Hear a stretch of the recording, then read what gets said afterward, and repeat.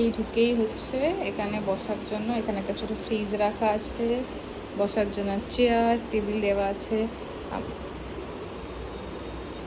এখানে আমাদের বেড রাখা, এটা একটা কভার্ড স্পেস, এর মধ্যে ব্ল্যাঙ্কেট রাখা আছে, অনেকটাই স্পেস আছে এখানে। এখানে দাঁড়িয়ে রেডি হওয়া যাবে। এটা হচ্ছে বাথরুম, এটা হচ্ছে আমার ভাই বসে এখানে, মামি। এটা হচ্ছে আমাদের বিশাল বড় একটা ব্যালকনি। বাইরের ভিউটাও বেশ সুন্দর।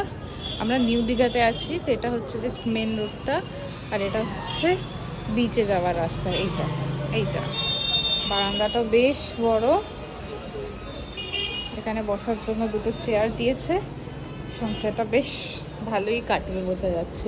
ও আরেকটা জিনিস দেখাতে ভুলে গেলাম, এখানে এসিটা হচ্ছে সেন্ট্রাল এসি, তো এখান থেকে বাড়ানো কমানো অফ করা যাবে।